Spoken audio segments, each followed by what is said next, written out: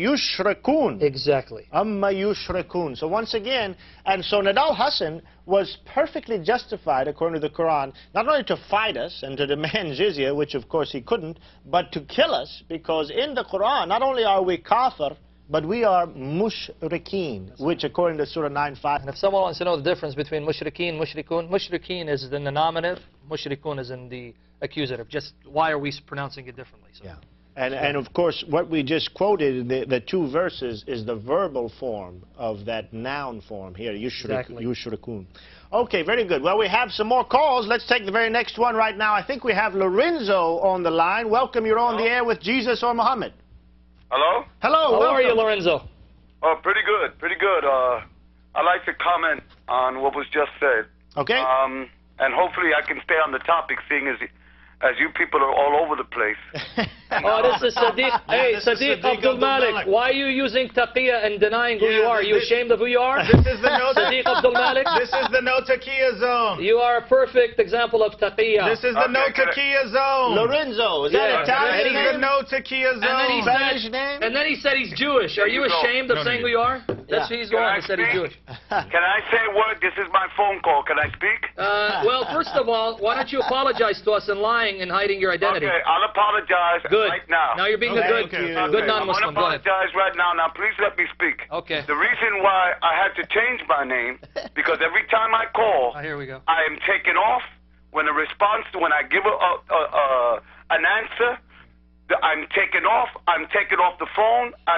So every single time that I've been on that show, I've been cut off, as just happened recently with your boy there, Pastor Joseph, when I gave him and talked to him about... Why are you doing that, my boy? Pastor Joe, my boy, how dare you do that, man? I'm sorry. Sadiq, just to clarify, Sadiq, you're cut off. You get cut off because, one, you start yelling. Two, you just keep talking and you refuse to interact with us. Or three, you start bossing us around and acting like we're your dimmies and we're not your dimmies. So, okay. First, can I talk now? Okay, please, Sadiq, make one point at a time. Let me make a point. Okay, one at a time so we can address you. Go ahead, one at a time so we can address you. Okay, let me talk. Okay. Okay, now concerning Major Hassan. Okay. United States of America has undertaken to go to war, in a war that it itself and its government has found out to be unjustified and unwarranted. There were no weapons of mass destruction found in Iraq, no connection between Saddam Hussein and Al-Qaeda, but yet the United States is still at war, and over 3.5 million Muslims, which they won't tell you, have been killed since Papa Bush to now Barack Obama. That is called the genocide. Now, no reason for war has been given, and we are now at war in Iraq and now attaining or trying to go to war, set the pavement or set the path to go to war in Iran to again further war against Islam. Okay, how about Afghanistan, Lorenzo? Just tell us, too. You mentioned Iraq, mention Afghanistan. Go ahead. Okay, so therefore, the United States is in a war that's unjustified in seeking to expand its war even into Iran to continue this war. Now, in Islam, the Muslim, when the war is justified in Islam, physical war is when conditions are met that destroy or have an effect upon the state of Islam, which goes back to what happened with those verses that you talk about in the Quran, in Surah 9, verse 29, which have to deal with the story of Hunayn and what happened around to the Muslim, where the Muslim state had to take action in order to protect itself from threats around it, much like the United States did when the United States signed the Espionage Act in 1917, when it allowed vigilante groups to stop the freedoms that the United States stood for. When these things were done, it was considered to be something great and something essential for the maintenance of the security of the United States of America, so the United States stomped on the rights of its own people in order to keep its security. The very same thing was done in 1939 to the Japanese, where the Japanese were put into concentration camps while their sons and daughters were fighting their own people in the Pacific. Okay, Lorenzo, bring your point, please. Please, bring a point. Hang on. Just to clarify, Sadiq, we don't want to cut you off. Sadiq, we don't want to cut you off, so just pause for a second. I just want to clarify. What is your position? Are you saying that since the United States is in an unjust war fighting against Muslims in Muslim lands, therefore an attack on military targets is justified, and therefore what Major Hassan did was justified according to Islam? Okay, if you can't attack a combatant soldier, then who the hell? No. Answer the question, Sadiq, I'm not disagreeing with you. I believe that according to Islam, you can attack military targets, and I believe that according to Islam, Major Hassan was doing exactly what he's supposed to do. What I'm saying is, do you agree that military targets like Fort Hood are justified to attack in Islam if there is some sort of war going on? Do you agree? Well, you know, that makes every kind of logical sense to the world. Don't you agree? Okay, when so the you do agree with United that. States of America found that it was threatened in Vietnam, when the United States found that it was threatened in Vietnam, it attacked Laos and expanded the war into Laos and Cambodia because it felt that its soldiers were being threatened in Vietnam by stuff coming in from Cambodia and Laos. So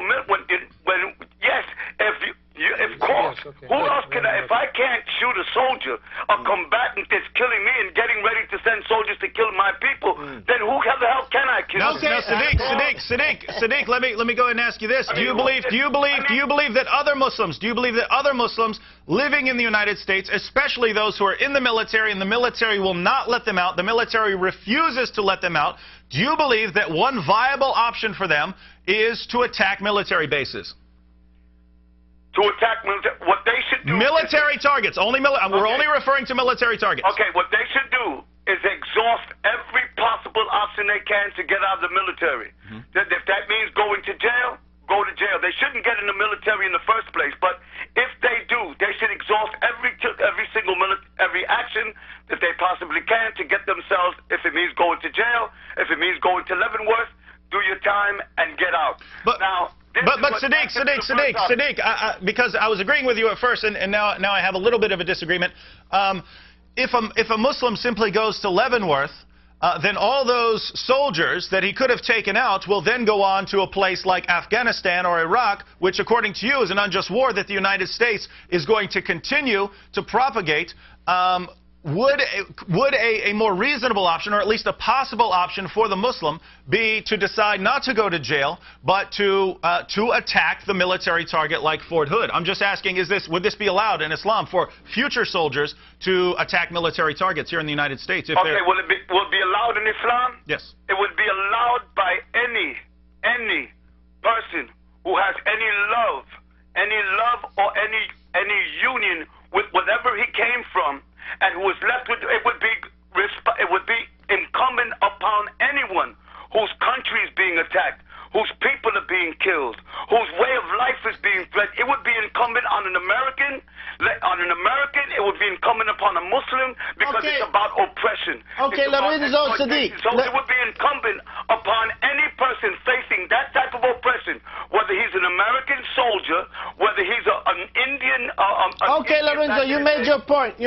Let me ask you a quick question. You say that we're attacking your people, or the United States is attacking your people. Let me ask you, Lorenzo Sadiq, or Sadiq Lorenzo, are you from Iraq or are you from Afghanistan? No, he's from... You know what I am? What are you? I am a Muslim. Ah, okay. So you're not from Iraq, you're not from Afghanistan, and you're saying that we're attacking your people. Sir, do you live in the United States? Are you an American citizen?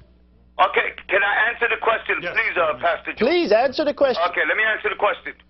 As a Muslim, I become a citizen of all of Islam. When any brother, anywhere in the world, the Prophet ﷺ said, when a Muslim is sick somewhere else, all the Muslims should feel the disease. This is the brotherhood of Islam, which goes beyond race, color, creed, flag, and nation, but which seeks to unite a people on the banner of the love of God and the worship of God. So yes, thank you. I am a citizen. I am a citizen of the nation of Islam, of the brotherhood of Islam, of the